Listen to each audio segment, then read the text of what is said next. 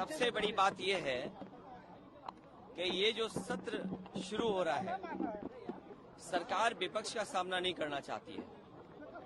सरकार इतने कम समय के लिए जो ये सेशन चला रही है, इसका मतलब सरकार विपक्ष के सवालों से बचना चाहती है।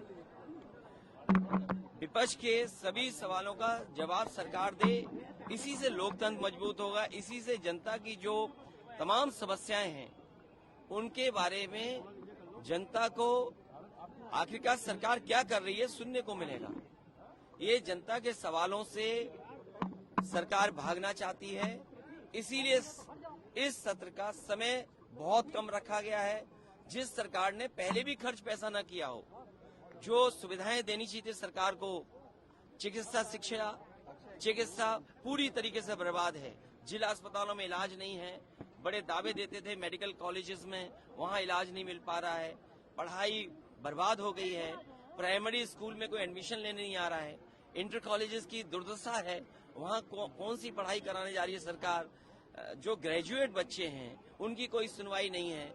जिन बच्चों को आरक्षण के नियमों के तहत नौकरी मिल जानी चाहिए थी, 69,000 वाले बच्चे लगातार आंदोलन कर रहे हैं। आखिरकार सरकार क्या कर रही है? सरकार के हर स्तर पर वो छात्र नौजवान अपनी मांगों को लेकर के मिले हैं। आज भी समस्या का समाधान नहीं है। जानवर वैसे ही सड़कों पे घूम रहे हैं, बिजली उतनी ही महंगी है। अगर जो दावा करते थे इन्वेस्टमेंट कहीं नहीं दिख रहा है। सड़कों पर 1 महीने में गड्ढा मुक्त हो जाएंगी, फिर इतने महीने बाद गड्ढा मुक्त हो जाएंगी। आज तक इतनी बार समय बढ़ाने के बाद भी सड़कें गड्ढा मुक्त नहीं हुई हैं। सड़कों पर वैसे ही गड्ढे हैं। और जो ग्रामीण अंचल में हमारे किसानों को जो लाभ मिल जाना चाहिए, गन्ने की रेट नहीं बढ़ाई इन्होंने, धान नहीं खरीदा, अभी तक कोई इंतजाम नहीं किया, और जानवर से आज भी लोगों की, किसानों की जान जा रही है। तो इस सरकार के सामने कोई रास्ता नहीं है। सरकार इसीलिए इतना छोटा सत्र बुलाई है। तमिलनाडु गए थे, वीपी सिंह की प्रतिमा का अनावरण था। ये सवाल आज केशव मौर्य से पूछा गया तो उन्होंने कहा कि जब समाजवादी पार्टी 5 साल सत्ता में थी तो पिछड़ों का ख्याल क्यों नहीं आया। मुझे खुशी है इस बात की कि देश के बहुत सारे राजनीतिक दल जाति जनगणना के पक्ष में खुल करके सामने आए हैं, और जाति जनगणना के बिना सामाजिक न्याय संभव नहीं है।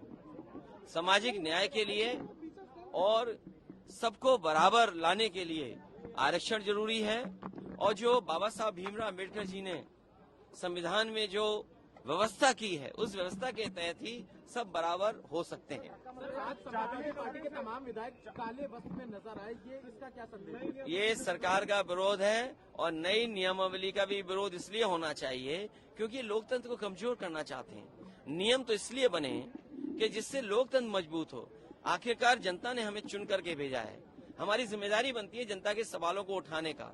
ये सरकार नहीं चाहती है कि हम जनता के सवालों को उनके सामने खड़ा करें, उन्हें उठाएं या तख्ती पर लिख करके ले जाएं।